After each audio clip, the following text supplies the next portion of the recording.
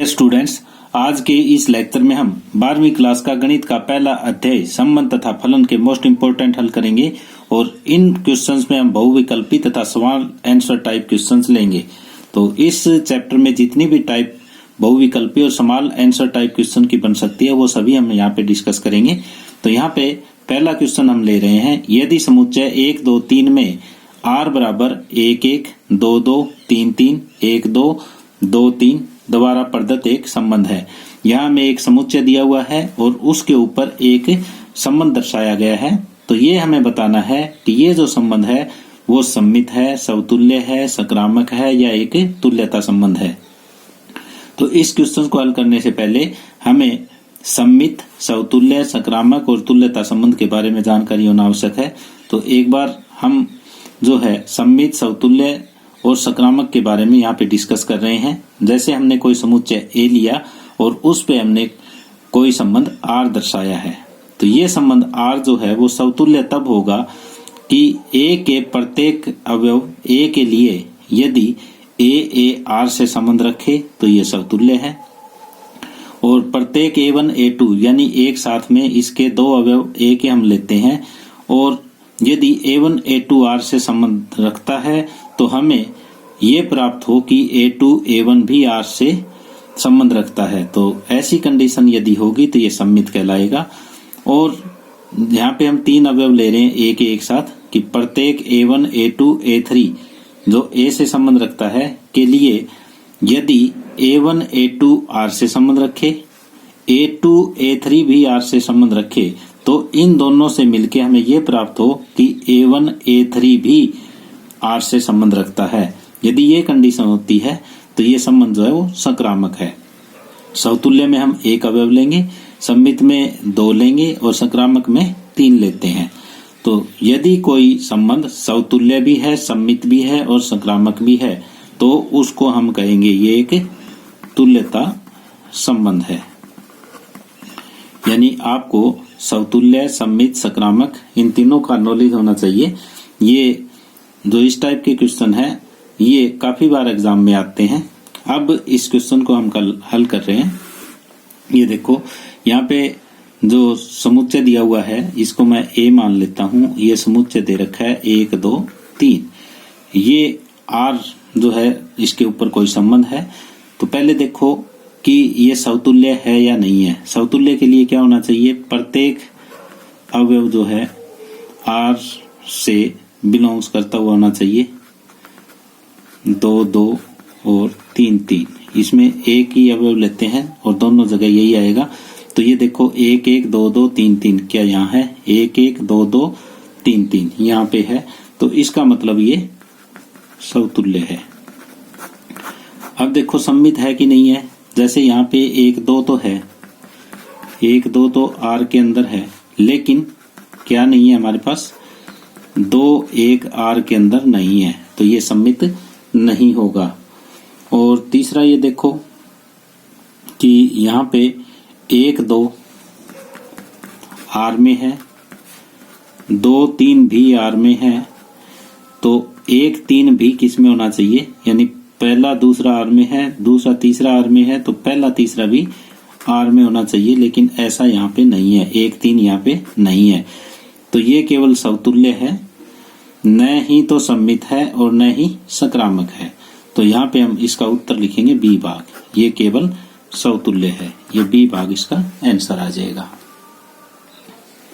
अब अगला क्वेश्चन ले रहे हैं, यदि फलन f r से r में है यानी वास्तविक संख्याओं से वास्तविक संख्या में है, fx बराबर 3x द्वारा परिभाषित है, तो हमें ये बताना है कि f एकक की आच्छादक है, f एकक की है किंतु आच्छादक नहीं है, f आच्छादक किंतु एकक की नहीं है, एकक की आच्छादक दोनों ही नहीं है। तो हमें एक तो एकक की पता होना चाहिए क्या होता है, एक आच्छादक पता होना चाहिए क्या होता है। तो एकक की और आच्छादक के बारे में पहले हम डिस्कस कर रहे हैं, उसके बाद इस क्वेश्चन को सोल्व करेंगे।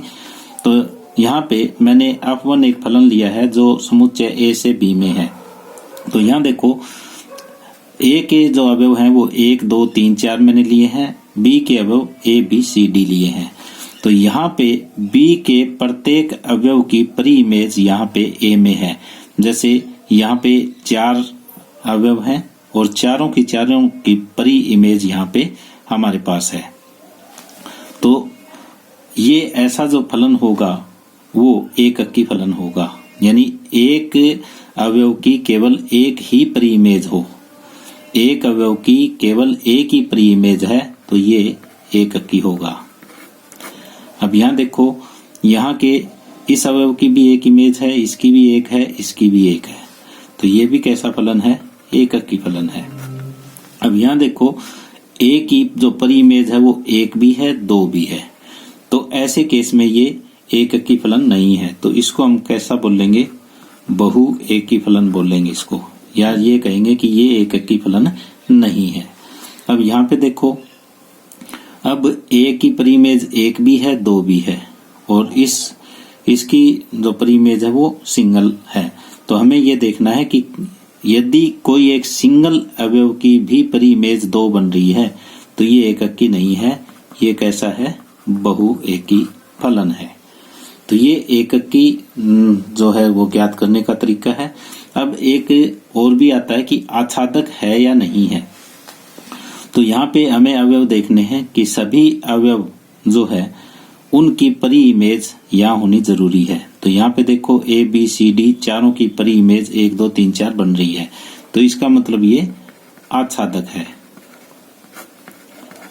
अब यहाँ देखो, ए की परी इमेज बन रही है, बी की बन रही है, सी की बन रही है, लेकिन डी की कोई परी इमेज यहाँ पे नहीं है, तो ये वाला फलन जो है वो आच्छादक नहीं होगा, ये आच्छादक नहीं है।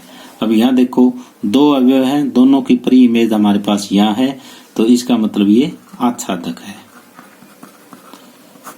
अब यहाँ पे देखो, ए और बी की दो की तो परी इमेज है, लेकिन सी और डी की यहाँ कोई परी इमेज नहीं बन रही, तो ये आच्छादक नहीं होगा। पहले तो मैंने बताया एक अंकी कौन होता है, एक अंकी कौन नहीं होता, फिर दोबारा मैंने ये बताया कि आच्छादक कौन होता है और आच्छादक कौन नहीं होता। तो ये थ्योरी अगर आपको समझ में आ गई तो ये क्वेश्चन बड़े आसानी से आप सॉल्व कर सकते हो। जैसे अब आर से आर में, यानी इधर जो है वो भी वास्तविक संख्या है और इधर है वो भी वास्तविक संख्या है, लेकिन कंडीशन क्या है? x से fx में जाते टाइम ये 3 गुना हो जाता है। यदि हम यहाँ पे 1 ले रहे हैं तो यहाँ पे fx की वैल्यू 3 हो जाएगी। x की वैल्यू यदि 1 है तो fx की 3, यदि 2 है तो यहाँ पे 6 हो जाएगा, 3 है तो यहाँ पे 9 हो जाएगा। हो सकता है कि यहाँ पे ये वास्तविक संख्याएं हैं तो 1 हो, तो यहाँ पे भी 1/3, तो 1/3 है वो भी वास्तविक संख्या होगी। कि 1 का जो संबंध है 3 से है, 2 का 6 से है, 3 का 9 से है। यदि मैं बटे की वैल्यू भी ले रहा हूं तो भी इसका संबंध यहाँ पे आ रहा है, ये f। तो यहाँ पे ये देखो, प्रत्येक अवयव की यहाँ पे परी इमेज बन रही है, तो प्रत्येक की इमेज, यानी पहले तो ये देखो एक अंकी है कि नहीं है, तो प्रत्येक अवयव की केवल एक परी इमेज बन रही है, तो इसका मतलब ये एक अंकी है। और दूसरा आच्छादक देखो, यहाँ पे कोई अवयव नहीं बचा है, प्रत्येक अवयव की कोई ना कोई परी इमेज इधर जरूर बन रही है, तो इसका मतलब ये आच्छादक भी है, एक अंकी भी है और आच्छादक भी है। तो इसका मतलब ये पहला भाग इसका उत्तर आ जाएगा, एक अंकी भी है ये और आच्छादक भी है।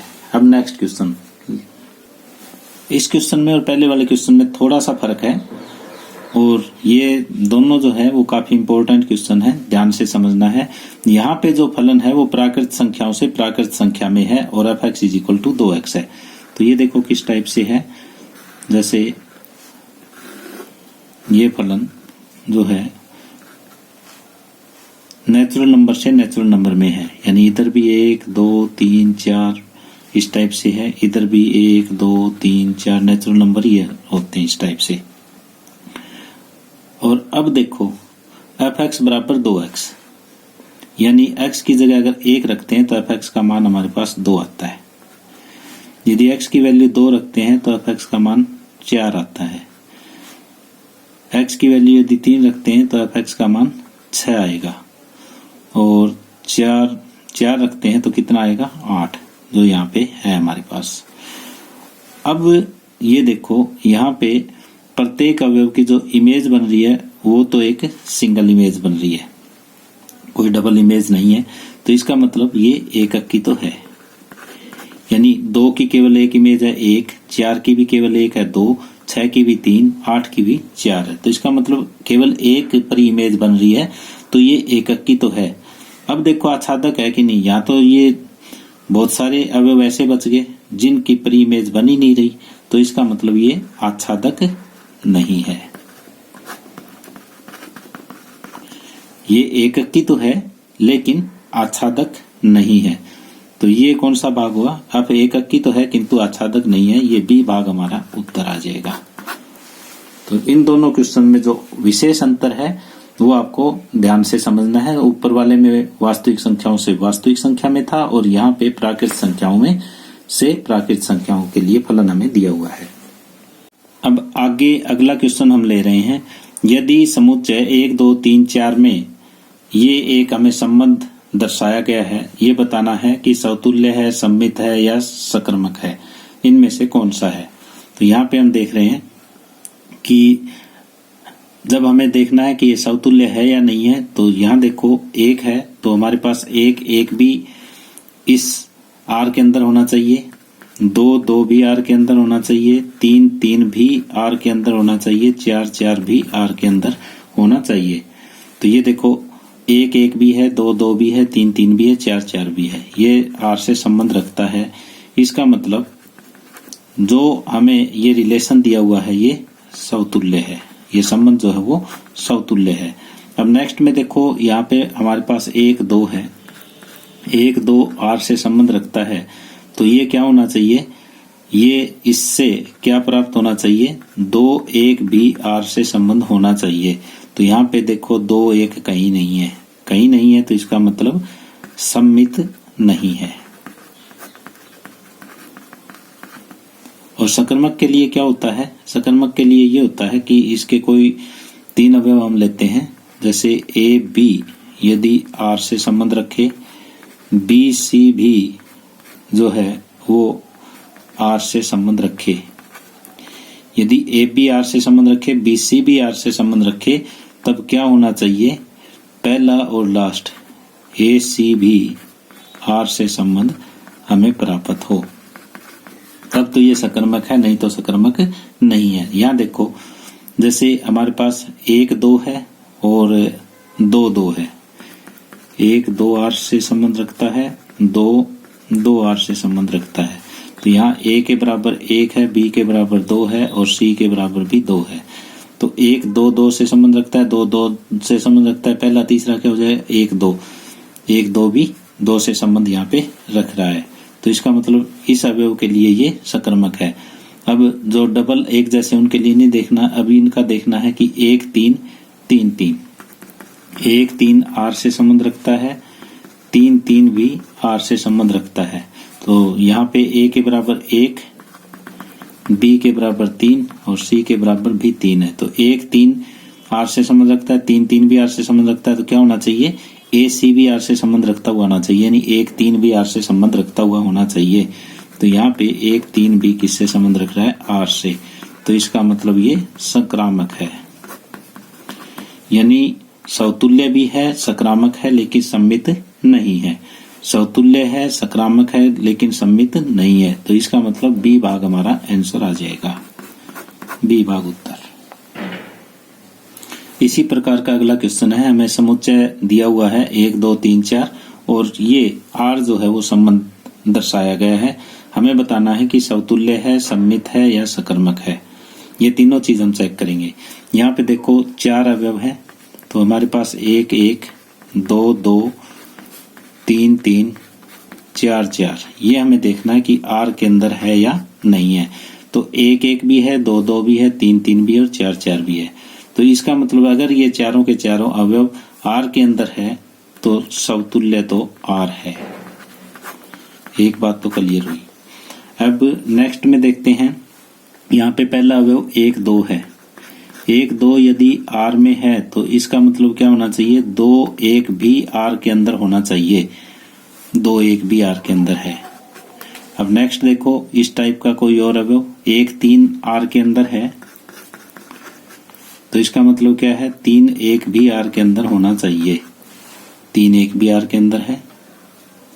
अब 2 1 1 2 आ गया, 3 1, यानी इस टाइप के जितने भी अवयव थे वो यदि पहला 1 2 आर से संबंध है तो 2 1 भी आर से संबंध हो गया, 1 3 आर से संबंध है, 3 1 भी आर से संबंध हो गया। तो इसका मतलब ये सम्मित भी है। जो चेक करने वाला कोई और अवयव हमारे पास इस टाइप का नहीं बचा है। अब नेक्स्ट में देखो कि संक्रामक के लिए 1 2 है, तो 2 के बाद हमारे पास कितना है, 2 भी है, और 2 के बाद 1 भी है। तो 1 2 के बाद 2 1 भी है, तो इसका मतलब क्या हुआ, ये A के बराबर 1, B के बराबर 2, C के बराबर 1। तो इसका मतलब 1 1 भी यदि R के अंदर है तो संक्रामक की ये कंडीशन पूरी करता है। अब दूसरा देखें, 1 2 यदि R से संबंध रखता है तो 2 के बाद और कौन है, 2 2 है। तो यहाँ पे भी A के बराबर 1 आ जाए, B के बराबर 2, C के बराबर 2, तो ये भी क्या हो जाएगा, संक्रामक हो जाएगा। नेक्स्ट में हम देखना चाहें 1 3 1 3 और 3 1 है, तो 1 3 3 1 ये आर से संबंध रखते हैं, तो 1 1 भी आर से संबंध रखता हुआ होना चाहिए। तो ये बात सही है। अब नेक्स्ट देखो, 1 3 के बाद 3 1 हमने ले लिया, 1 3 के बाद क्या हो जाएगा, 3 3, 1 3 के बाद 3 3, तो यहाँ पे भी A के बराबर 1, B के बराबर 3, C के बराबर भी 3 है, तो ये भी क्या हो जाएगा, पहला और तीसरा 1 3 जो है वो भी R से संबंध रखता है। तो इस टाइप के जितने भी अवयव थे वो सभी जो है वो संक्रामक की कंडीशन पूरी कर रहे हैं, तो ये संक्रामक है। तो समतुल्य भी है, जो दिया हुआ R है वो सम्मित भी है और संक्रामक भी है। यदि तीनों कंडीशन पूरी करता है तो R जो है वो एक तुल्यता संबंध होगा। R जो है वो एक तुल्यता संबंध होगा और D भाग हमारे पास आंसर आ जाएगा। अब नेक्स्ट क्वेश्चन हम ले रहे हैं, यदि A बराबर 1 2 3 4 हो तो निम्नलिखित में से कौन सा तुल्यता संबंध है। तो ये कुछ संबंध दिखा रखे हैं, तो हमें ये बताना है कि इनमें से कौन सा तुल्यता संबंध है। तो यहाँ पे ये देखो 4 अवयव है, तो सबसे पहले क्या होना चाहिए, इन चारों में 1 1 2 2 3 3 और 4 4 होना चाहिए, तब ये जो है क्या होगा, समतुल्य होगा। तो पहले में देखो 4 4 है ही नहीं, तो पहला तो समतुल्य नहीं है, समतुल्य ही नहीं है तो वो तुल्यात्मक संबंध नहीं होगा। दूसरे में देखो 4 4 यहाँ पे भी नहीं है, तो इसका मतलब ये भी तुल्यता संबंध नहीं है। तीसरे में भी 4 4 नहीं है, तो इसका मतलब ये भी तुल्यता संबंध नहीं है। तो न तो तुल्यता संबंध पहला, न दूसरा, न तीसरा, तो उत्तर क्या आ जाएगा, 4, कि इनमें से कोई नहीं। उत्तर डी भाग आ जाएगा कि इनमें से कोई नहीं, ये आंसर। अगली टाइप का क्वेश्चन हम ले रहे हैं, माना समुच्चय प्राकृत संख्याओं से R में इस टाइप से है कि A बराबर B माइनस 2, A की वैल्यू है वो B माइनस 2 है और B जो है वो 6 से बड़ा है। दो कंडीशन दे रखी है, A जो है वो B माइनस 2 है और B जो है वो 6 से बड़ा है। तो यहाँ हमें देखना है कि पहला पार्ट है वो A है, दूसरा है वो B है। पहला अवयव A, दूसरा B, तो B है वो 6 से बड़ा होना चाहिए, तो इसका मतलब ये तो हो नहीं सकता, तो ये तो हमारा कट हो गया। अब B जो 6 से बड़ा है वो 8 8 और 7, इन तीनों में से कोई एक होगा। अब साथ में कंडीशन ये दे रखी है कि A है वो B से 2 कम है, A है वो B से ये तो 5 कम है, ये 2 कम है और ये 1 फालतू है। तो ये कंडीशन जो पूरी करता है कि 6 से बड़ा B होना चाहिए और इन दोनों का अंतर जो है वो 2 होना चाहिए। तो ये आपका उत्तर आ जाएगा C भाग, कि A है वो B से 2 कम है और ये 6 से बड़ा है, तो C भाग आपका आंसर। अब अगला है, यदि फलन f किसी समुच्चय a से a पे परिभाषित है, यानी समुच्चय a से a पर परिभाषित है, तब f व्युत्क्रमणीय फलन होगा जब फलन अनिवार्यतः क्या हो। यानी 1 2 3 मैं यहाँ पे ले रहा हूँ, ये a b c यहाँ पे ले रहा हूँ, ये जो है वो व्युत्क्रमणीय कब होगा। व्युत्क्रमणीय तब होगा, एक तो ये एककी होना चाहिए और एक आच्छादक भी होना चाहिए। यदि ये आच्छादक नहीं है तो ये इसका इन्वर्स जो है वो, यानी व्युत्क्रम जो है वो निकल ही नहीं पाएगा। तो एककी भी होना चाहिए और आच्छादक भी होना चाहिए। तो कोई भी फलन f को व्युत्क्रमणीय होने के लिए क्या क्या होना चाहिए, एककी भी होना चाहिए और आच्छादक भी होना चाहिए। तो ये कहाँ है, ये तीसरे भाग में है। तो ये एककी भी हो, आच्छादक भी हो। सी भाग आपका आंसर। अब नेक्स्ट क्वेश्चन है, माना R रेखाओं के समुच्चय L पर संबंध L1 R L2 बराबर L1 रेखा L2 पे लंब है, द्वारा परिभाषित है, तो R किस प्रकार का संबंध है। हमें ये दिखाना है कि ये समतुल्य है, सममित है या संक्रामक है। तो कंडीशन क्या दे रखी है, जैसे L1 L2 दो रेखाएं हैं, तो L1 और L2 के बीच में जो संबंध है वो क्या है कि L1 है लंब L2 के ऊपर, ये संबंध है। तो समतुल्य के लिए हम देखते हैं पहले L1 कोई हम मान लेते हैं कि L1 जो है वो समुच्चय L का कोई अवयव है। तो इसका मतलब L1 हम देखेंगे कि क्या ये संबंध R में है। क्या कोई रेखा खुद पे लंब हो सकती है, नहीं हो सकती। खुद पे लंब कोई रेखा नहीं हो सकती, तो इसलिए ये R से संबंध नहीं रखती। तो इसका मतलब समतुल्य नहीं है ये। अब नेक्स्ट में देखो कि प्रत्येक L1 L2 यदि L से संबंध रखते हैं, तो यदि L1 L2 पर लंब है तो इसका मतलब क्या होगा, L2 भी L1 के ऊपर लंब होगी। ये सत्य है, तो इसलिए ये सममित होगा। अब तीसरी बात, प्रत्येक L1 L2 L3 L से संबंध रखती है। जैसे ये मैंने L1 लिया, ये L2 हो गया और इसके ऊपर लंब L3 हुआ कि L1 L2 पे लंब है,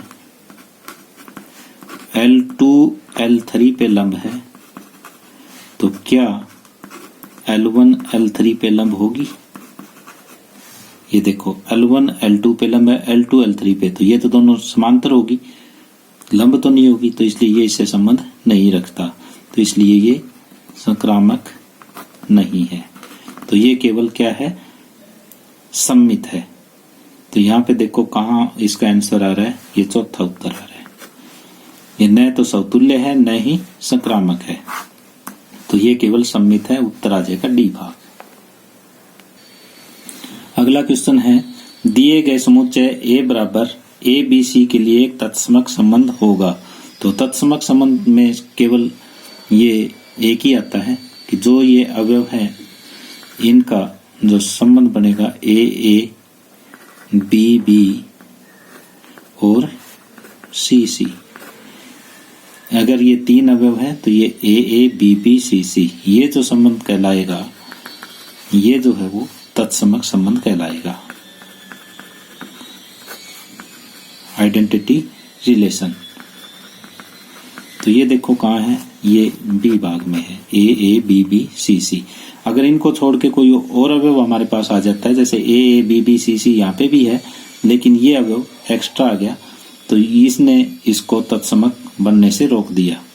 इसी तरह से AA है, या न तो BB है न CC है, ये एक्स्ट्रा अवयव है। तो जिस संबंध में ये जो है AA BB CC ये आ जाए वही तत्समक है, अदरवाइज तत्समक नहीं है। अब अगला क्वेश्चन हम ले रहे हैं, f R से R में है और fx बराबर x पावर 4 द्वारा परिभाषित है। तो इसका जो डायग्राम है वो इस टाइप से बनेगा। ये वास्तविक संख्याओं से वास्तविक संख्या में है, जैसे यहाँ पे मैं 1 ले रहा हूँ, 2, 3, 4 ये ले लिए। अब यहाँ पे जैसे वास्तविक संख्या 1, 2, 3, 4, 16, 3 3 30 81 और 4 चौके 16, ये 256 ऐसे मैंने ले लिए। अब ये देखो 1 की पावर 4 1 होता है, 2 की पावर 4 जो है वो 16 होता है, 3 की पावर 4 81 होता है, 4 की पावर 4 256 होता है। ऐसे ही अगर मैं लूं, यहाँ पे -1 ले लिया तो -1 की पावर 4 भी कितना होता है, 1 होता है। और यहाँ पे -2 की पावर 4 भी 16 होता है। यहाँ पे हम देख रहे हैं कि अवयव एक की जो है वो परी इमेज बन रही है, वो 2 बन रही है, तो इसका मतलब ये एक अक्की तो नहीं है, एक अक्की नहीं है। दूसरी बात, यहाँ पे प्रत्येक अवयव की इमेज यहाँ पे नहीं बन रही, कुछ ना कुछ अवयव यहाँ पे बचे हुए हैं, तो इसका मतलब ये हुआ ये आच्छादक भी नहीं है, ये न तो एक अक्की है और न ही आच्छादक है। तो ये उत्तर आ जाएगा डी भाग। यहाँ पे अप बहु एक आच्छादक नहीं है, तो ये थोड़ा सा लैंग्वेज का फर्क है। यहाँ पे अगर ये कोमा लगा देता कि अप बहु एक है तथा आच्छादक नहीं है, तो ये उत्तर आ जाता। अब ये बिल्कुल क्लियर है, अप न तो एक अक्की है न ही आच्छादक है, तो डी भाग हमारा उत्तर आ जाएगा। नेक्स्ट क्वेश्चन है, माना एफ आर से आर में इस प्रकार परिभाषित है कि एफ एक्स के बराबर 3x - 4। तो हमें एफ का व्युत्क्रम क्रम निकालना है, एफ इनवर्स एक्स निकालना है। जब भी हमें एफ इनवर्स एक्स ज्ञात करना हो तो हम एफ एक्स को y मान लेते हैं और x का मान निकाल देंगे, तो वो हमारा एफ इनवर्स एक्स आ जाएगा। तो यहाँ पे y बराबर 3x - 4, तो 3x बराबर हो जाएगा y + 4 और x की वैल्यू हो जाएगी y + 4/3। अब x को हम चेंज कर देंगे एफ इनवर्स x में और y को चेंज कर देंगे x में, तो ये हो जाएगा एफ इनवर्स x बराबर x + 4/3। तो ये देखो कहाँ है, ये पहले भाग में हमारा आंसर है। तो जब भी आपको एफ इनवर्स x ज्ञात करना है तो एफ एक्स को y मान के और यहाँ पे x की वैल्यू निकाल दो, वो एफ इनवर्स x का मान हमारे पास आ जाएगा। अगर अगली टाइप हम ले रहे हैं कि एफ एक्स बराबर x² और जी एक्स बराबर वर्गमूल x, यानी एफ एक्स के बराबर हमारे पास x² है और जी एक्स बराबर वर्गमूल x है, तो हमें जी ओ एफ एक्स ज्ञात करना है। तो इसका मतलब ये होता है जी ऑफ एफ एक्स, यानी जहां जहां आपका g में x है वो एफ एक्स लिख दो, तो ये रूट एफ एक्स हो जाएगा और एफ एक्स की वैल्यू है वो x² हो जाएगी और x² का जब वर्गमूल आप ज्ञात करोगे तो ये ± x हो जाएगा। तो इसका मतलब जी और एफ एक्स जो है वो एक नहीं हो सकता, तो पहला उत्तर तो नहीं है। अब एफ ओ जी ज्ञात करेंगे हम, एफ ओ जी ज्ञात करेंगे, तो यहाँ पे देखो एफ ऑफ जी एक्स हो जाएगा और ये हो जाएगा कि एफ ऑफ जी एक्स, तो एफ ऑफ रूट एक्स और यहाँ पे रूट एक्स का वर्ग, ये हो जाएगा एक्स। तो अब ये कहता है कि एफ ऑफ जी और जी ऑफ एफ क्या ये दोनों बराबर हैं, तो ये बराबर नहीं है। F of G X is equal to X, ये आपका उत्तर सही है। तो सी भाग आपका आंसर आ जाएगा कि एफ ऑफ जी है वो एक्स के बराबर है। तो ये इस तरह से ये एक और टाइप आपके सामने क्लियर हुई। अब नेक्स्ट है माना f n से n में इस प्रकार परिभाषित है, यानी ये फलन है वो नेचुरल नंबर से नेचुरल नंबर में है। जैसे यहाँ पे 1 2 3 ये है और यहाँ पे भी 1 2 3 4 5 6 नेचुरल नंबर से नेचुरल नंबर में है। यदि x की जगह 1 रखते हैं तो ये 3 आएगा, x की जगह 2 रखते हो तो 6 आ जाएगा, x की जगह 3 रखते हो तो ये 9 आ जाएगा। ये नेचुरल नंबर से नेचुरल नंबर में है तो यहाँ पे कोई भी जो बटे की संख्या वो नहीं आ सकती, 1 2 3 4 इन्हीं में से आएगा। तो यहाँ पे देखो प्रत्येक अवयव की जो है वो केवल एक ही पर इमेज बन रही है। जैसे 1 की 3 के साथ बन रही है, 2 की 6 के साथ बन रही है और 3 की 9 के साथ बन रही है। तो एक अवयव की एक ही इमेज बन रही है, तो इसका मतलब ये एक अंकी फलन है। और दूसरा देखो आच्छादक है कि नहीं है, तो यहाँ पे देखो ध्यान से कि 1 2 5 इनकी कोई भी परी इमेज यहाँ पे नहीं बन रही, तो इसका मतलब ये आच्छादक नहीं है। तो ये केवल एक अंकी फलन है, तो उत्तर आ जाएगा हमारे पास सी भाग, एक अंकी फलन है। नेक्स्ट टाइप है काफी सिंपल क्वेश्चन है। अब r से r में है, fx का मान हमें दिया हुआ है कि 5x - 7 और हमें f7 का मान ज्ञात करना है। तो x की जगह आप 7 रख दो, 5 7 35 - 7 और ये हो जाएगा 28। तो 28 कहाँ है? बी भाग में, तो आपका उत्तर आ जाएगा बी। अब अगला क्वेश्चन है माना समुच्चय a बराबर 1 2 3 8 10 11 और R समुच्चय A पे परिभाषित संबंध इस तरह से है कि A और B में जो अंतर है वो 4 का है, तब संबंध R क्या होगा। तो R के अंदर देखो फिर कौन कौन से अवयव आएंगे। तो यहाँ पे 1 और 2 का अंतर 4 नहीं है, 1 3 का अंतर 4 नहीं है, 1 और 8 का अंतर 4 नहीं है, 1 10 का 4 नहीं है, 1 11 का भी अंतर 4 नहीं है।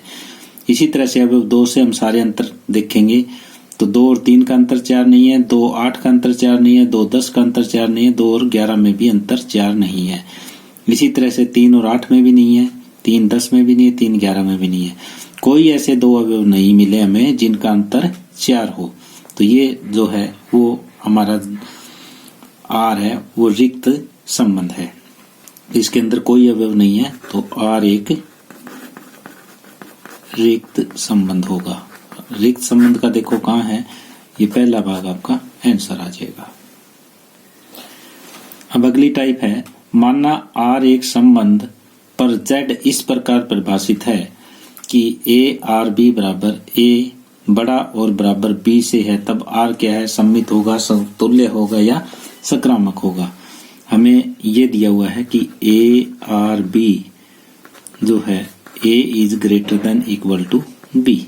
तो यहाँ पे पहले समतुल्य के लिए प्रत्येक A जो है वो Z के ऊपर है। यदि A इससे Z से बिलोंग करता है तो A तो ये क्या होगा, यानी खुद जो है या तो खुद के बराबर होगा या बड़ा होगा। तो इनमें से खुद के बराबर खुद तो होता ही है, तो ये कंडीशन हमारी सेटिस्फाई होती है। तो इसका मतलब जो है वो ये R से संबंध रखेगा।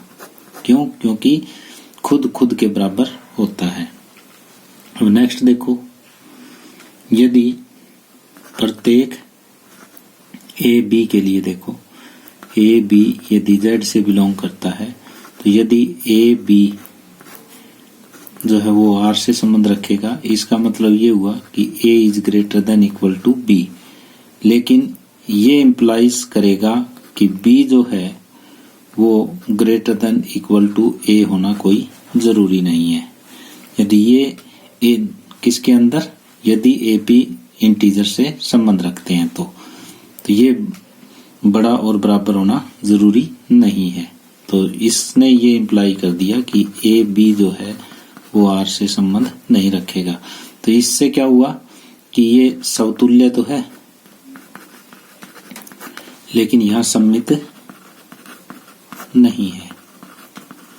तीसरी कंडीशन, प्रत्येक A B C belongs to Z के लिए, यहाँ ए बी जो है वो आर से संबंध रखता है, बी सी है वो आर से संबंध रखता है। इसका मतलब A is greater than equal to B तथा B is greater than equal to सी।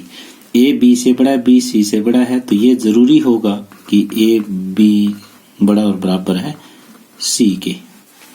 तो इसका अर्थ ये हुआ कि ए सी जो है वो आर से संबंध रखता है, तो इसका मतलब ये हुआ कि ये संक्रामक है, यानी समतुल्य और संक्रामक तो है ये, लेकिन सम्मित नहीं है। तो यहाँ देखो कौन से भाग में है, समतुल्य और संक्रामक है किंतु सम्मित नहीं है, तो सी भाग आपका आंसर आ जाएगा। अब अगला क्वेश्चन है, माना ए बराबर 1 2 3, ए बराबर हमारे पास है 1 2 3 और बी बराबर है 1 4 6 9 और संबंध ए से बी पर इस प्रकार परिभाषित है कि x बड़ा है y से, यानी पहले वाला अवयव दूसरे अवयव से बड़ा है। तो r में कौन कौन से अवयव हो जाएंगे, पहला अवयव दूसरे से बड़ा है, तो 1 1 में तो बड़ा नहीं है, तो ये आ जाएगा आपका 2 1, 2 4 भी नहीं आएगा, 2 6 भी नहीं आएगा। अब यहाँ पे अगला आ जाएगा 3 1, क्योंकि 3 4 नहीं आ सकता क्योंकि 4 बड़ा है 3 से, तो पहला अवयव बड़ा होना चाहिए और दूसरा छोटा होना चाहिए, वो यार में आएंगे। तो पहला जो है वो प्रांत होता है और दूसरा अवयव जो है वो परिसर होता है, तो यानी आर का परिसर क्या हो जाएगा, आर का परिसर जो है वो केवल एक ही अवयव है, एक हो जाएगा, और ये हमारे सी भाग में उत्तर है। अब अगला क्वेश्चन है, यदि समुच्चय ए बराबर 1 2 3 4 5 6 7 8 9 पर संबंध आर इस प्रकार परिभाषित है कि एक्स आर वाई और वाई बराबर 3x, तब आर किसके बराबर होगा, यानी आर देखो y बराबर 3x, यानी यदि x के बराबर आप 1 लेते हो, पहला अवयव यदि 1 लेते हो तो y कितना हो जाएगा, y 3, यदि x आप 2 लेते हो तो y कितना हो जाएगा 6, यदि x आप 3 लेते हो तो y हो जाएगा 9, और 9 से बड़ा अवयव हमारे पास यहाँ पे नहीं है। तो x की वैल्यू यदि 1 है तो y 3 हो जाएगा, x की वैल्यू 2 है तो y 6 हो जाएगा, x की वैल्यू अगर 3 है तो y की वैल्यू 9 हो जाएगी। 9 से बड़ा कोई अवयव हमारा a में नहीं है, तो 1 3 2 6 3 9, ये देखो कहाँ है, 1 3 2 6 3 9, ये सी भाग हमारा आंसर होगा। अब 20वां क्वेश्चन है, यदि a बराबर 1 2 3 हो तो अवयव 1 2 वाले तुल्यता संबंधों की संख्या कितनी होगी। ये काफी इंपॉर्टेंट क्वेश्चन है। तो तुल्यता संबंध के लिए जो फलन है वो समतुल्य भी होना चाहिए, सम्मित भी होना चाहिए और संक्रामक भी होना चाहिए। ये तीनों की तीनों कंडीशन उसमें होनी चाहिए जिसका अवयव 1 2 है। तो 1 2 वाला सबसे छोटा हम देख लेते हैं, सबसे छोटा तुल्यता संबंध ये कौन सा होगा, देखो उसमें 1 1 भी होना चाहिए, 2 2 भी होना चाहिए और 3 3 भी होना चाहिए।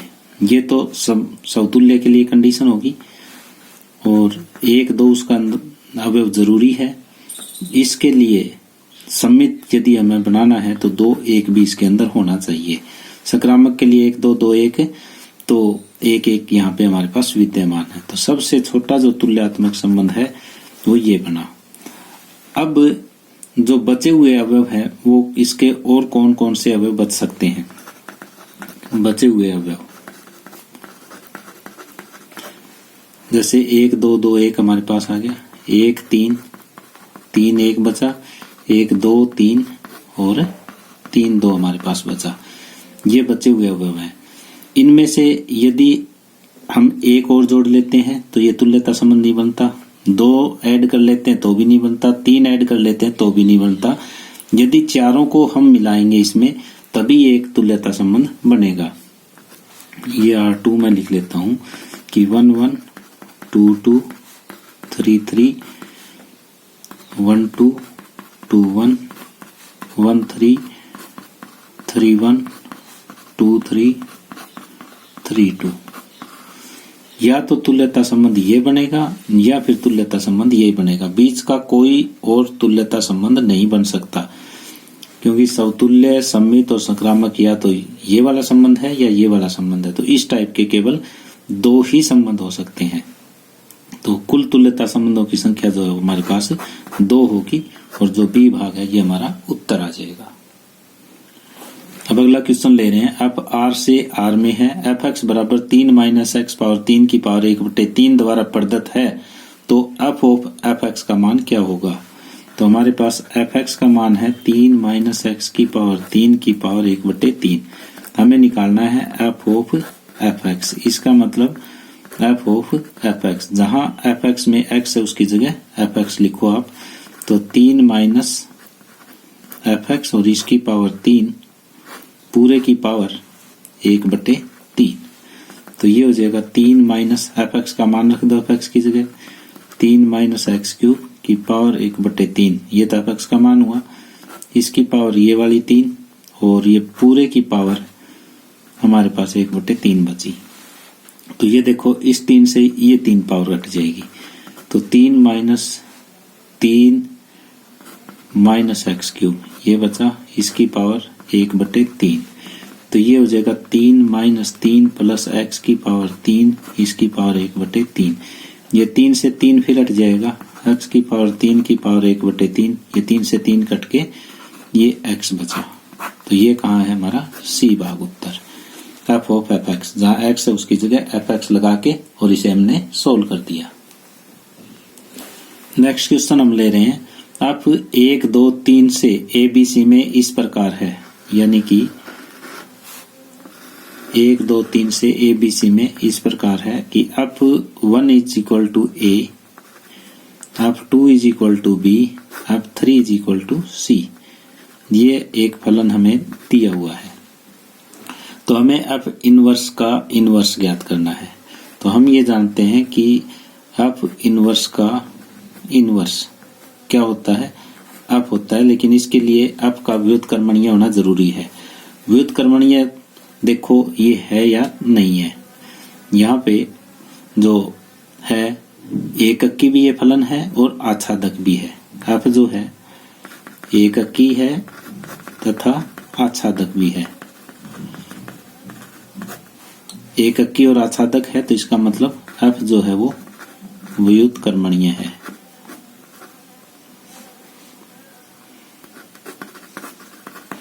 अब ये देखो हम ये जानते हैं कि f इनवर्स का इनवर्स जो होता है वो f ही होता है। जैसे f का मान हमारे पास क्या आया, f का मान आया a 2b 3c। अब f इनवर्स का इनवर्स यदि आप लंबे मेथड से निकालना चाहो तो f इनवर्स क्या आ जाएगा, a1 b2 और c3 ये हो जाएगा। इसका एक बार इनवर्स और निकालोगे तो वापिस क्या आ जाएगा, f ही आ जाएगा। तो f इनवर्स का inverse is equal to f, और f का मान 1a 2b 3c है। यहाँ पे f इनवर्स का इनवर्स आप ज्ञात करना चाहो तो 1a 2b 3c।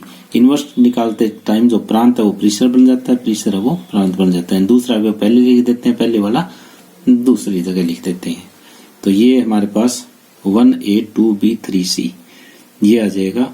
और ये कहाँ है, ये हमारा पहले भाग में है, तो ए भाग उत्तर आ जाएगा।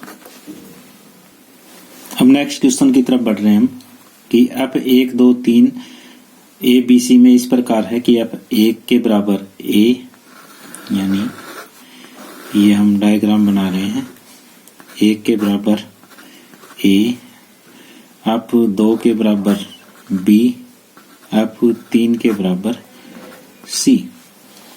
तब अब इनवर्स का मान ज्ञात करें, ये f है, हमें अब इनवर्स ज्ञात करना है। तो पहले ये देखो कि क्या ये व्युत्क्रमणीय है, हाँ तो ये एककी भी है और आच्छादक भी है, तो इसलिए इसका व्युत्क्रम संभव है। और यहाँ पे अब के बराबर हमारे पास जो है वो है कि 1A 2B 3C। हमें ज्ञात करना है एफ इनवर्स। तो एफ इनवर्स यदि ज्ञात करना है तो बाद वाला अवयव पहले हो जाएगा और पहले वाला बाद में हो जाएगा।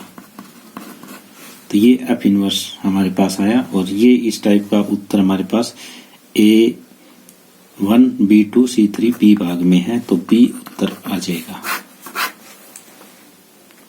अब नेक्स्ट है कि एफ आर से आर में एफ एक्स बराबर एक्स स्क्वायर प्लस 1, जहां एक्स संबंध रखता है आर से, द्वारा परिभाषित एफ इनवर्स 5 का मान ज्ञात करें।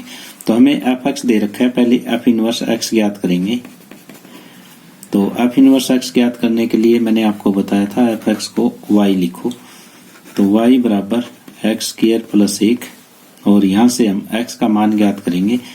एक्स स्क्वायर बराबर वाई माइनस 1, एक्स बराबर ये हो जाएगा वाई माइनस 1 का वर्गमूल। तो अब यानी कि अब x को हम चेंज करते हैं एफ इनवर्स x में और y को चेंज करते हैं y में। अगला स्टेप ये, तो यहाँ पे एफ इनवर्स x के बराबर x माइनस 1 का वर्गमूल हमें ज्ञात करना है कि एफ इनवर्स 5, तो x की जगह 5 लिखेंगे, 5 माइनस 1 4 का वर्गमूल और ये आया 2, तो उत्तर आ जाएगा हमारे पास C। तो पहले एफ इनवर्स x ज्ञात करेंगे और फिर x की जगह 5 रख देंगे। अब आगे है रिक्त स्थानों की पूर्ति कीजिए। तो यहाँ पे हमें मिला है समुच्चय ए पे परिभाषित कोई संबंध R समतुल्य, सममित तथा संक्रामक है तो R एक खाली स्थान कहलाता है। कोई भी संबंध जो समतुल्य भी हो, सममित भी हो, संक्रामक भी हो, तो उसे हम क्या कहेंगे? उसे हम तुल्यता संबंध कहेंगे।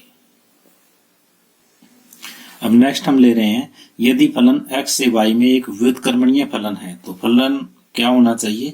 एककी तथा आच्छादक दोनों होना चाहिए। ये मैं इस लेक्चर में भी आपको कई बार बता चुका हूं कि जैसे कोई भी फलन है वो व्युत्क्रमणीय कब होगा? जैसे ये एक तो एककी होना चाहिए, एककी के साथ साथ क्या होना चाहिए? आच्छादक भी होना चाहिए। आच्छादक और एककी दोनों होगा तभी इसका व्युत्क्रम संभव है, नहीं तो नहीं। तो यहाँ पे जो खाली स्थान में आएगा वो क्या आ जाएगा? आच्छादक। अब नेक्स्ट है, यदि फलन f एक व्युत्क्रमणीय फलन है तो f इनवर्स का इनवर्स किसके बराबर होता है? ये मैंने अभी थोड़ी देर पहले आपको बताया था कि f इनवर्स का इनवर्स जो है खुद ही f के बराबर होता है। अब नेक्स्ट क्वेश्चन हम ले रहे हैं, यदि f x से y में तथा g y से z दो व्युत्क्रमणीय फलन है, ये भी व्युत्क्रमणीय फलन है, ये भी व्युत्क्रमणीय फलन है, तो g ऑफ है वो भी एक व्युत्क्रमणीय फलन ही होगा।